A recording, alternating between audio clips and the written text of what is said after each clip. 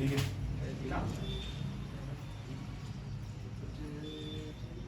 इतना ही बड़ा होता है।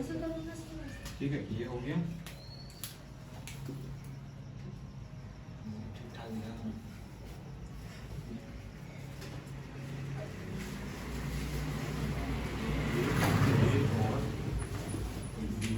दिस इज अल्फा ना। सबसे पहले पढ़ने वाले हैं विजुअल एंगल। देखो कैसे ना, नहीं विजुअल एंगल पढ़ने वाले, विजुअल एंगल यानी दर्शन कोण। तो किसी भी प्रतिबिंब द्वारा नेत्र की रेटिना पर, नेत्र के रेटिना पर बनाया गया कोण, नेत्र के रेटिना पर बनाया गया कोण क्या होगा? दर्शन कोण होगा। ठीक है, तो नेत्र के रेटिना पर वस्तु द्वारा बनाया गया कोण, ठीक है, दर्शन कोण कहलाएगा। जैसे ए बी एक वस्तु है, अब ए बी से एक समानांतर जाती है, समानांतर को भूल जाओ, एक प्रकाशिक केंद्र वो से जाएगा। ये भी तो एक प्रकार का लेंस है ना, हमारे आंख में भी तो एक प्रकार का लेंस है। तो ये लेंस ऐसा गया। अब इसको मुख्य अक्ष मान लो, तो मुख्य अक्ष और ये जो अंदर गई जो किरण गई, समझ पा रहे, अंतरिक्ष जो किरण, उनके बीच बनने वाला कोण क्या होगा? अल्फा होगा। और यही अल्फा क्या होगा? दर्शन कोण, जो कि नेत्र के रेटिना पर। ये देखो बेटा, मतलब वस्तु को अगर पास लाओ, जितनी बड़ी वस्तु होगी इस एंगल का मान बढ़ता जाएगा, है ना। मतलब वस्तु का आकार हाइट या वस्तु की ऊंचाई अनुक्रमानुपाती होगा दर्शन कोण के, विजुअल एंगल के। ठीक है, वस्तु का आकार बढ़ाते जाओगे, ये एंगल बढ़ता जाएगा, ये एंगल बढ़ता जाएगा, दर्शन कोण का मान बढ़ता जाएगा, है ना। मतलब दर्शन कोण बढ़ रहा मतलब रेटिना पर उसका उतना बड़ा इमेज बनेगा। समझ पा रहे, वो वस्तु इतनी बड़ी दिखाई दी। समझ पा रहे दर्शन कोण क्या है? समझ में आ गया। अब दर्शन कोण को अल्फा से प्रदर्शित करते हैं। 2-3 चीजों को जानना जरूरी है माइक्रोस्कोप को जानने के लिए। सिंपल माइक्रोस्कोप पढ़ें। अब प्रतिबिंब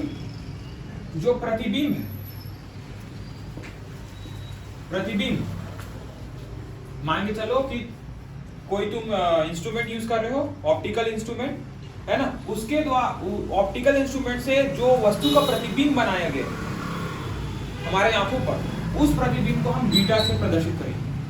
ठीक है, प्रकाशिक यंत्र द्वारा। किसके यंत्र द्वारा? प्रकाशिक यंत्र द्वारा प्रतिबिंब द्वारा बनाया गया कोण क्या होगा? बीटा। ठीक है, अब डायरेक्ट आते हैं सिंपल माइक्रोस्कोप, सरल सूक्ष्मदर्शी। ठीक है, आप देखो सरल सूक्ष्मदर्शी,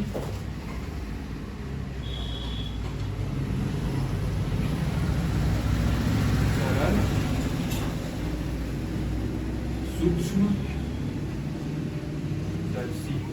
है ना।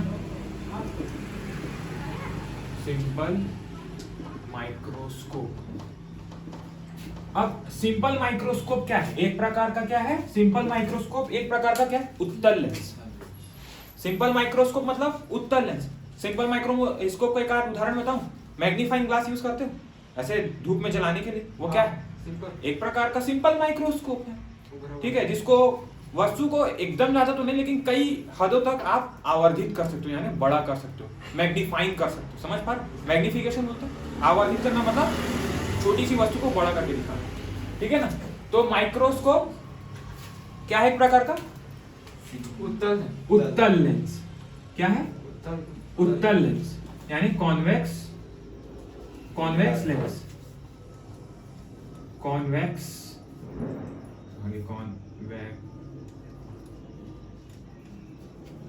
लेंस। ठीक है, कॉन्वेक्स लेंस एक प्रकार का क्या है? कॉन्वेक्स लेंस है। ठीक है, अब कॉन्वेक्स SC। ठीक है, कॉन्वेक्स लेंस, उत्तल लेंस लिख रहा है, एक प्रकार का उत्तल लेंस। ध्यान दो। अब मान के चलो ये एक उत्तल लेंस है। ये क्या है? कॉन्वेक्स लेंस, उत्तल लेंस, क्योंकि दोनों सतह उभरे हुए हैं इसके। ठीक है, ये क्या है? एक प्रकार का उत्तल लेंस है। और उत्तल लेंस का ये क्या हो गया? प्रकाशिक केंद्र। और प्रकाशिक केंद्र से गुजरने वाली रेखा मुख्य अक्ष। क्या है ये? मुख्य अक्ष हो गया। ठीक है, अब मान के चलो इस लेंस का, ये जो लेंस है, उत्तल लेंस है, इस लेंस का फोकस F है ना। अब किसी भी वस्तु को जब आप बड़ा करना चाहते हो, उसको बड़े रूप में देखना चाहते हो, तो एक तो इतना ये इसको ले लो, इसको बड़ा करते जाओ। एक ऐसा स्थिति आएगा जब ये वस्तु ब्लर होना चालू करे। तो दूर जाएगा, ठीक है, पास आएगा तो पास आते तक एक स्थिति ऐसा आएगा कि साफ दिखाई देगा, लेकिन एक स्थिति ऐसा आएगा जब ब्लर हो जाएगा, जब आप साफ नहीं देख सकोगे, तो उसको बोलेंगे स्पष्ट दृष्टि की न्यूनतम दूरी। तो क्या बोलोगे? स्पष्ट दृष्टि की न्यूनतम दूरी।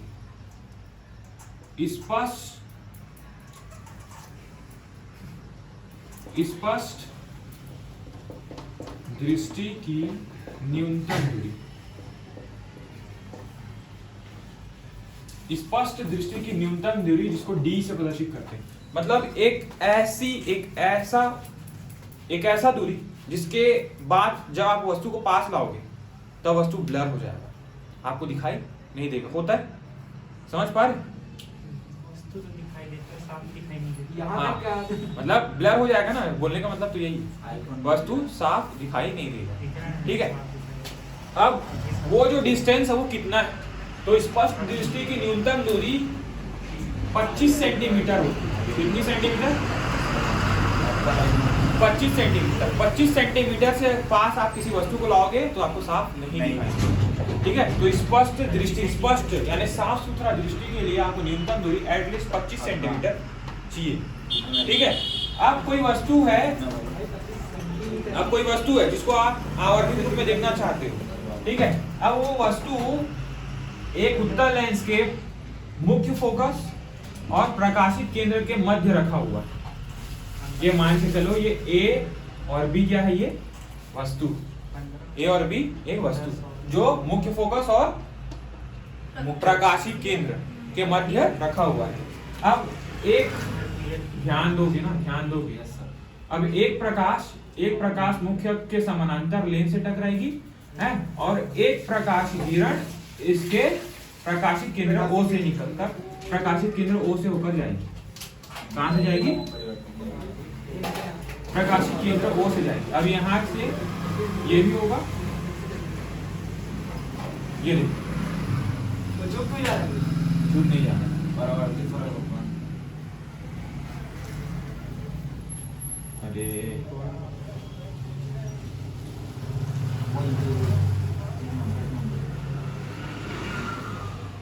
ठीक है, अब देखो किसी भी वस्तु का प्रतिबिंब जब दो प्रकाशित किरणें आपस में एक दूसरे को काटेगी तब मिलेगा। क्या ये एक दूसरे को कहीं काट रही है? नहीं, ये दूर फैलते जा रही है। समझ पा रहे? मतलब वस्तु से निकला प्रकाश का जो किरण है वो तो लेंस से टकराने के बाद दूर जा रही है। मतलब इधर तो वस्तु का प्रतिबिंब नहीं बनने वाला, तो ये कहाँ बनेगा? ये प्रकाशित किरणें ये इधर आएंगी। ठीक है, ये इधर आएंगे, इधर इसको मिटा देते हैं, ये इधर आएंगे।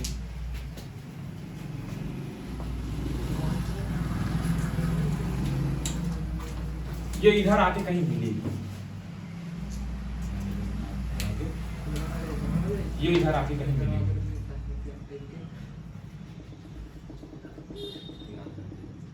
ठीक है, ये इधर आके कहीं मिल रही है।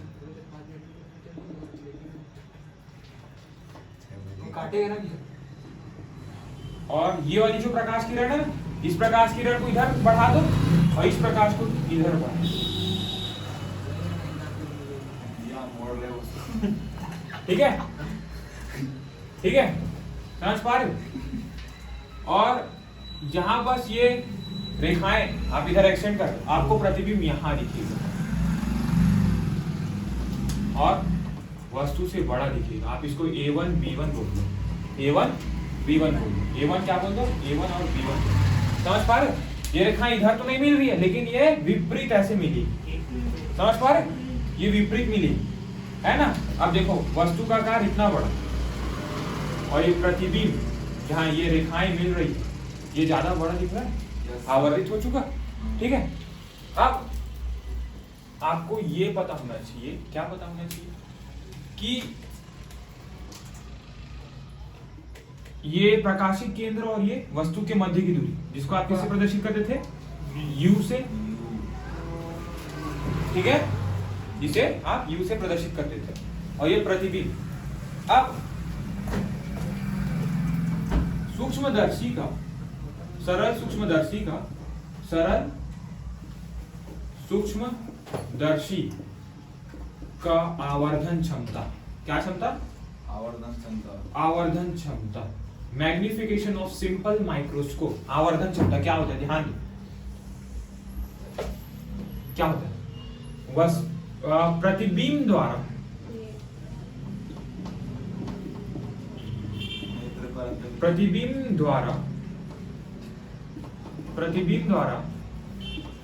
नेत्र पर बनाया गया कोण, इसी को क्या अंतरित कोण बोलते हैं, ठीक है, इसी को क्या बोलते हैं, अंतरित कोण या आंतरिक, क्या लिखा है, अंतरित कोण बटे, देखो प्रतिबिंब द्वारा नेत्र पर बनाया गया कोण या अंतरित कोण उसी को बोलते हैं, और वस्तु द्वारा प्रतिबिंब बना रहे नेत्र पर, वस्तु द्वारा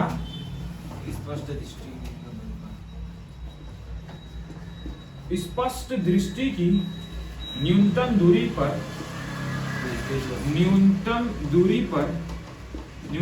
पर स्थित वस्तु द्वारा बनाया गया कोण, स्थित वस्तु द्वारा नेत्र पर बनाया गया कोण, ठीक है, बनाया गया कोण, इसी को आंतरिक कोण बोलते हैं, नेत्र पर, ठीक है।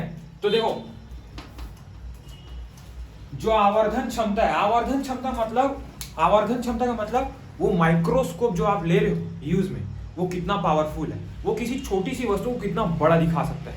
जैसे आप नेकेड आई से, आप अपनी नग्न आंखों से, ठीक है, स्पष्ट दृष्टि की न्यूनतम दूरी पर है, तब तक आपको वस्तु दिखाई दे रही, ठीक है, मतलब आपको बड़ा दिखाई दे रहा, आप पास ला रहे हो ना, स्पष्ट दृष्टि की न्यूनतम दूरी तक आप अपने वस्तु को लाया, तब तक वो वस्तु क्या दिखेगी, अरे दिमाग बदला तो क्या करें, आपको साफ दिखेगा और बड़ा दिखेगा, वहां तक अपने आंखों से देखा।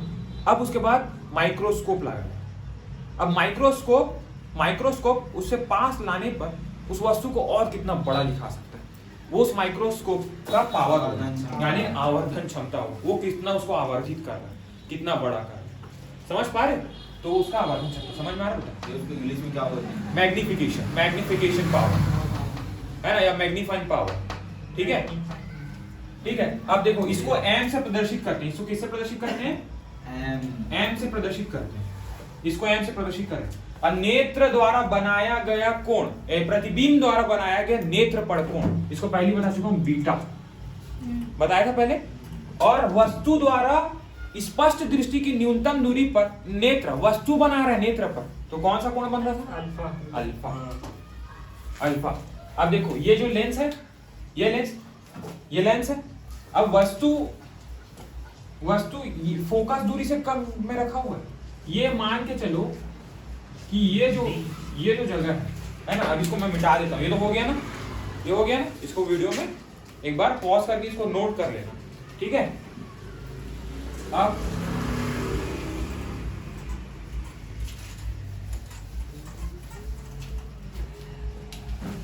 अब ध्यान दो, अब आपको प्रतिबिंब कब दिखाई देगा, प्रतिबिंब भी तो तभी दिखाई देगा ना जब वो प्रतिबिंब स्पष्ट दृष्टि की न्यूनतम दूरी पर बने, सीधी सी बात।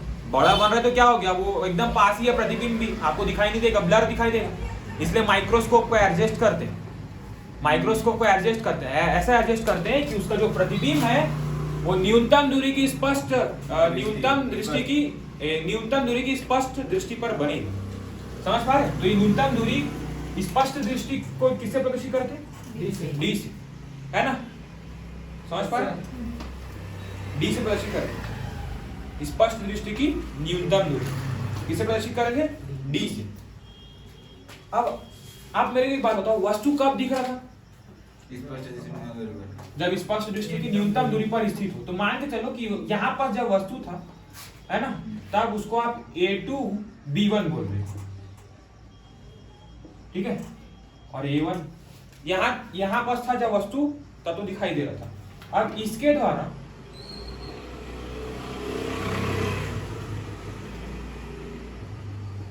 वहाँ पर एक और वस्तु कहाँ से आ गई? ठीक है, सुनना मेरा बात तो सुन।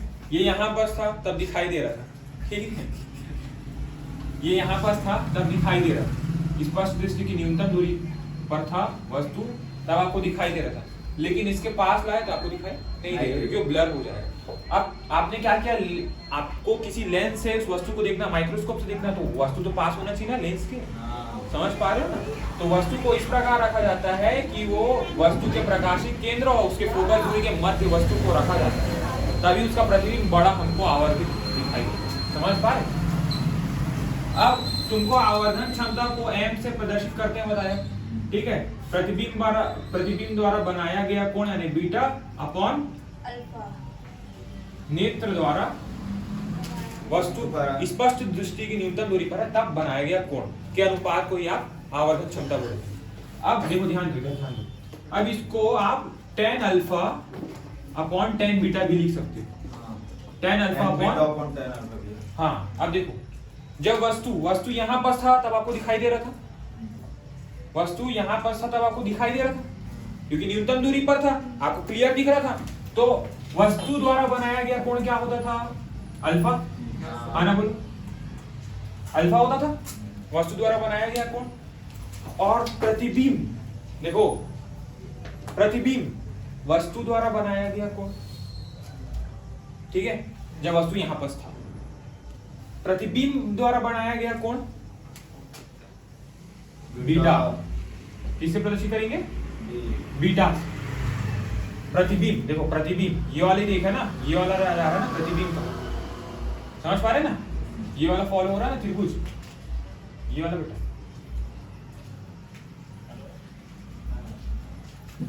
ये वाला पढ़ रहा है ना, आपस बनना चाहिए तो क्या? समझ पा रहे ना? तो अल्फा ऐसा बने, अल्फा तो ऐसा बने, एक अल्फा तो ये वस्तु द्वारा बनाया गया कोण, प्रतिबिंब द्वारा बनाया गया कोण बीटा, समझ पा रहे?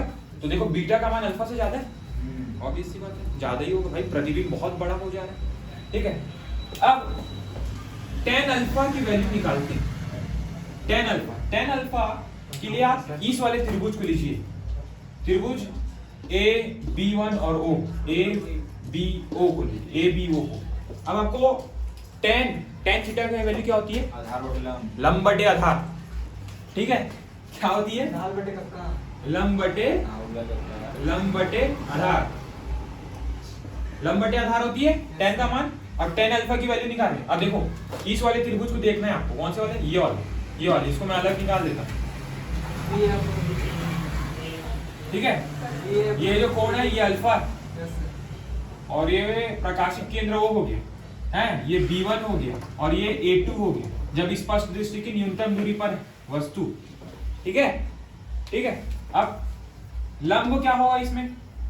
A2 B1 है ना, A2 B1 क्या हो जाएगा? A2 B1 लंब हो गया, और आधार क्या हो जाएगा?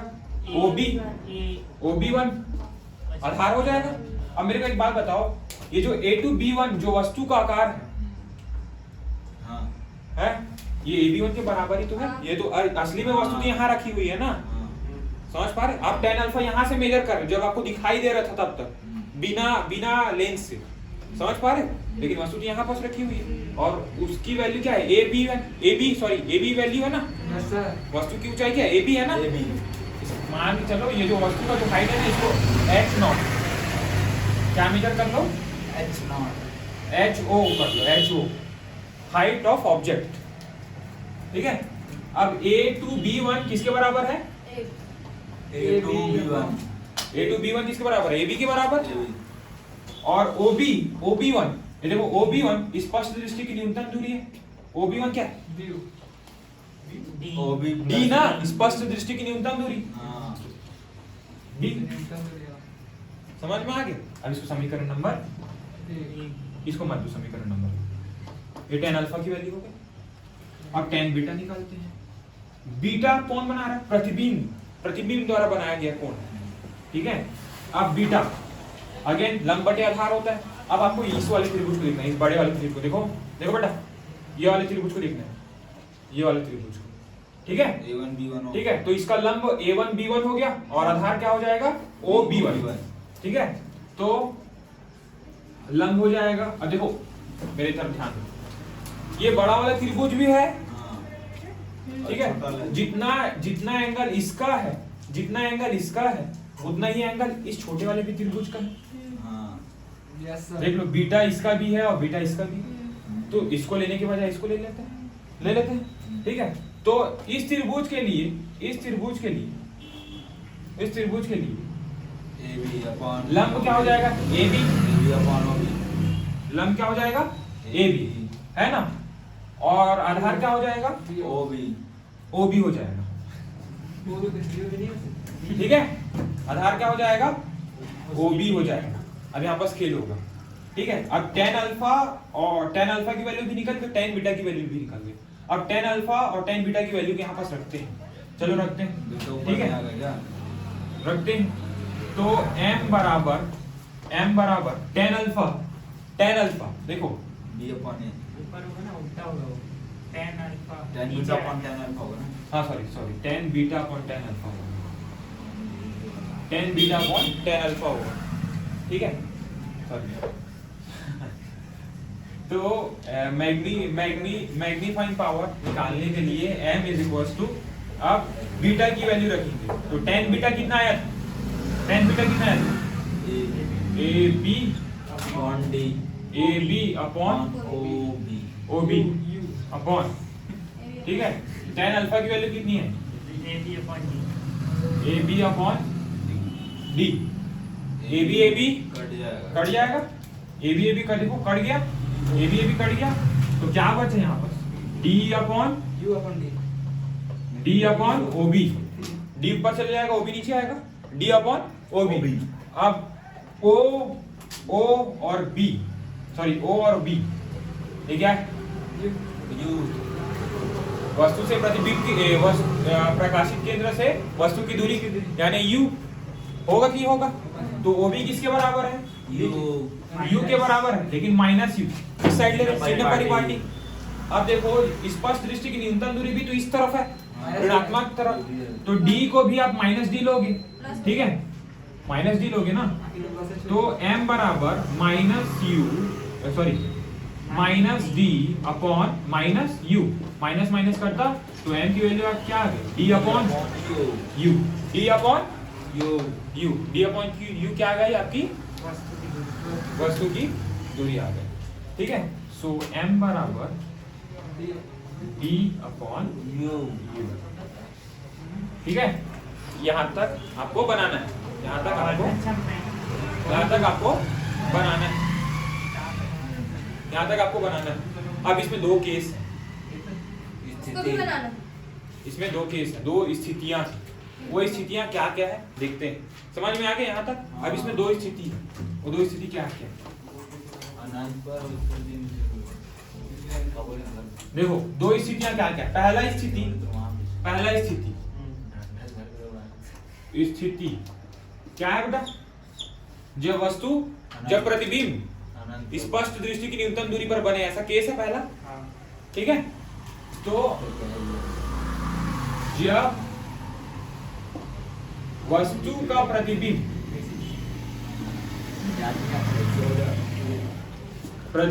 कहाँ बने? D पर बने, है ना, D पर बने, यानी स्पष्ट दृष्टि की न्यूनतम दूरी पर। अब लेंस का फॉर्मूला लगाओ, लेंस का formula 1 upon F is equal to 1 upon U V, sorry V minus 1 upon U, 1 upon V minus 1 upon U होता था। 1 upon F is equal to 1 upon V upon minus 1 upon U। अब मेरे को एक बात बताओ, जो प्रतिबिंब की जो दूरी, आपने क्या बोला? जब वस्तु जब वस्तु D पर बने, यानी स्पष्ट दृष्टि की न्यूनतम दूरी पर, प्रकाशित केंद्र से प्रतिबिंब की दूरी d हो गई, ठीक है। तो प्रतिबिंब की दूरी d यानी v के जगह क्या रख दोगे, माइनस d रखोगे, माइनस d रखोगे, रख देते हैं। और देखो प्रतिबिंब, इधर ध्यान दो, वस्तु और प्रकाशित केंद्र के मध्य की दूरी भी माइनस u है, ठीक है। तो आप रखोगे तो 1/f is equals to 1/- d minus 1/- u, minus minus plus हो जाएगा, है ना, माइनस माइनस प्लस हो जाएगा। तो इसको कैसे लिख सकते हैं, 1/f तो ऐसा लिख सकते हो 1/f is equals to minus 1/d plus 1/u कर सकते हो। अब देखो, अब देखो, अब मेरे को एक बात बताओ, अब मेरे को क्या बात बताओगी, ठीक है। 1/f is equal to minus of 1/d plus 1/u। यहाँ तक आ गई है, यहाँ तक आ गई। अब आपको क्या करना है, आपको किसी वैल्यू को नेगलेक्ट, हाँ अब देखो बेटा, अब दोनों पक्षों में आप d से गुणा कर दो, d से गुणा कर दो, ठीक है। दोनों पक्षों में d से गुणा कर दो तो d/f हो जाएगा, इधर d/f होगा, देखो d/f minus d/d plus d/u, d से d कट गया, तो d/f is equals to -1 plus d/u, ठीक है। अब मेरे को एक बात बताओ, d/u क्या आता था, m मैग्निफिकेशन d/u आता था, ठीक है। तो आप ऐसा लिख सकते हो, कैसा लिख सकते हो कि d/u is equals to 1 plus d/f, ठीक है। तो d/u क्या होता था, m, तो 1 प्लस d/f, ये क्या हो गया, सूत्र हो गया। जब वस्तु स्पष्ट दृष्टि की न्यूनतम दूरी पर रखी हुई यानी d पर रखी हो, ठीक है, यानी सॉरी प्रतिबिंब d पर बने, जब वस्तु का प्रतिबिंब स्पष्ट दृष्टि की न्यूनतम दूरी पर बने, क्लियर है, बन जाएगा। क्या किए सबसे पहले, लेंस का फॉर्मूला, उसके बाद इधर है प्रतिबिंब की स्थिति न्यूनतम दूरी पर यानी -d माइनस u, ठीक है। फिर ये आया, फिर दोनों पक्षों में d का गुणा कर दिया, dd कट गया, फिर है d/f, तो d/u किसके बराबर था, m के बराबर, अभी निकाले थे मैग्निफिकेशन, तो d/u is equal to 1 plus d/f कर दिया पक्षांतर करके, तो d/u क्या हो गया, m मैग्निफिकेशन 1 प्लस d/f। ये पहला केस हुआ, क्या हुआ, ये पहला केस। अब देखो अब दूसरी स्थिति क्या बोलती है, दूसरी स्थिति क्या है, दूसरी स्थिति क्या है,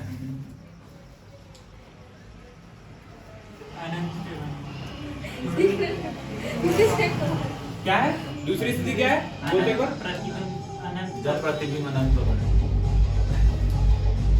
क्या है भाई, बड़े बंदे से ऐसे करना है, केस करोगे अभी, ठीक है। एक बार अब देखो जब पे चलने वाला है, जब प्रतिबिंब अनंत पर बने, जब प्रतिबिंब अनंत पर बने, टेंशन नहीं है, उन लोग भी नाच लेंगे जिन लोग वीडियो देखेंगे कभी ना कभी, है ना, नाच लेना भाई तुम लोग भी, ठीक है। जब प्रतिबिंब अनंत पर बने, ठीक है, जब प्रतिबिंब अनंत पर बने। अब देखो लेंस का फॉर्मूला, लेंस का फॉर्मूला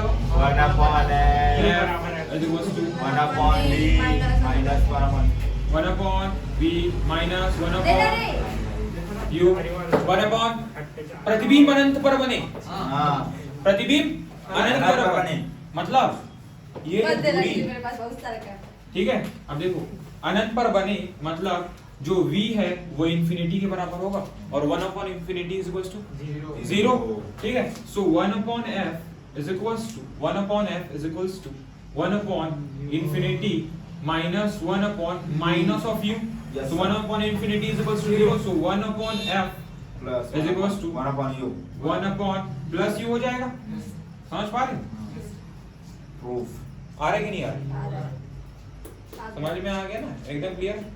तो ये रिलेशन है। दूसरी स्थिति जब प्रतिबिंब अनंत पर बने, तो ये सरल सूक्ष्मदर्शी का है, दोनों केस बता दिया। अब उसके बाद संयुक्त सूक्ष्मदर्शी आएगा। ठीक है, पढ़ते हैं। ये बंद बंद कर लो। बंद